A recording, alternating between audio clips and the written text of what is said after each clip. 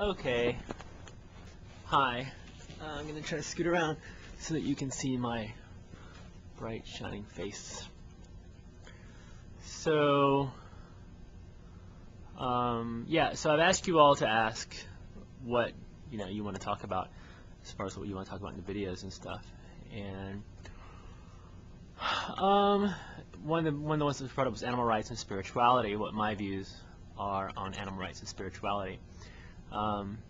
Now, of course, for every opinion there's always an opposing opinion. So I just want to let everyone know I respect all your opinions. So if you have different thought or whatever, put it down in the comment section, because I think healthy discussion is always good. I don't think that anyone, regardless of their view, should be shut out and not allowed to say the things that they want to say. So with that being said, I'm not going to tie this in any direct spiritual link. Like, I'm not going to talk about Jesus per se or anything very specific or secular. But for me, it comes down to the just fact that these are living, breathing animals. They're not that much different than we are in all aspects of their life.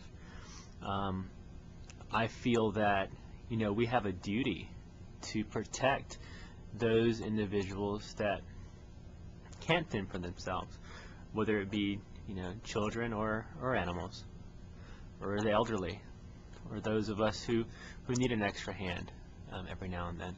But for animals, I think it was said best, and I forget the book, I'll have to find it and quote, but a guy said, for us, when we're getting those times when we're facing struggle or we're in a place of complete chaos, we can find peace in whatever faith that we decide to turn to, or whatever inner type of thing we want to do, meditate, de-stress. We can see the light at the end of the tunnel. Whereas for them, they don't have that ability to process that themselves out of the situation. So therefore it becomes more intense for them, because they cannot process themselves out. They cannot say, well, I'm getting my tooth pulled, so I'm going to meditate and think that I'm in, on the beach of wherever. For them it becomes twice as bad, because one, they see us as their caretakers, and two, we're causing them tremendous amounts of pain for no reason. I can't really see any justification for the necessity to harm any other living being. And the argument always is that with vegan stuff there is still life lost, and that's true, but the amount of life lost is less than if you're not supporting a lifestyle that is cruelty free. Now, am I saying everyone should go run out and do all this stuff? No. And yes, I am. I say do it in small steps if you can't do it in big steps, and there's a lot of great websites out there. But going back to the spiritual context of things, I do feel that every being has a soul. I do feel that we are all connected. We all share this great big planet. If we weren't connected, then you could get rid of one species of animal and have it not affect every other species. But as we've seen with like the swine flu, when one animal is affected, we all become affected. We are all interconnected. Their diseases become our diseases. Our diseases become their diseases. Case in point, when we're inflicting animals with HIV and AIDS for the sake of trying to find a cure for a disease, so we infect animals with these diseases, and those diseases mutate into other diseases. So it's just a continual, perpetual cycle of creating disease and playing God, or whatever concept you want to have of God.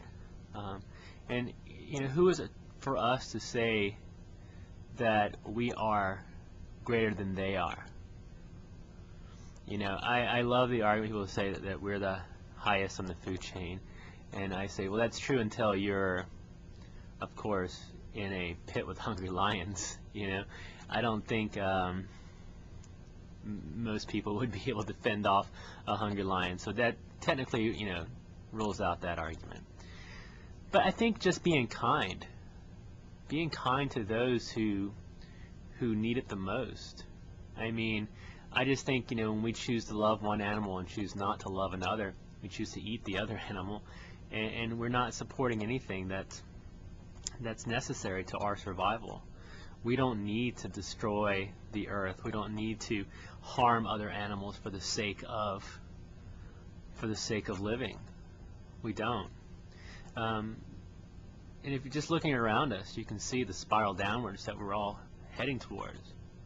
So doing in the smallest act of kindness can make a big difference, not only in our lives, but in the lives of all those other beings that we share the planet with. I do feel that we're all spiritually connected. I do feel that we all are part of something so much bigger and greater than ourselves. But the difference is, I think, that they see that and they know that. They have that innate ability to become one with the greatness of all that is, whereas we question and manipulate and destroy everything rather than just be the beautiful creations that we're supposed to be. I'll talk more on this topic. I'm getting ready to teach a yoga class here soon, so I just wanted to just real quickly shoot off an answer to Traveling Vegan, who asked the question about spirituality and animals. And I'm going to get a little bit more specific as far as how it relates to Christianity and Judaism and other religions. So, if you have a video camera, go ahead and post a video response. Subscribe, wherever it is. Subscribe to the videos, and let's have discussion. Let's create discussion on this topic. I think it's something that's very important. I think nowadays more people are opening up to becoming more spiritually connected, not only to themselves but to others. But let's take that to the next step and connect ourselves to all other creation. Not just your fellow man, but, your fellow four-legged friends and feathered friends. So, yeah. So I do think that we are all connected. I do think that there is change ahead for all of us. And if you're not going to do it for the animals, do it for yourself. I mean, shifting into a life that is less cruel, is so much better for you as an individual. And I understand a lot of people are selfish. We won't do things for others at all.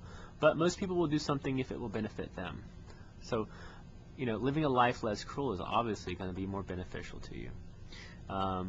So if you're not going to do it for any other reason, do it for that reason. So, yeah. So for now, be kind, rewind, watch again, send to a friend, and mwah, bye.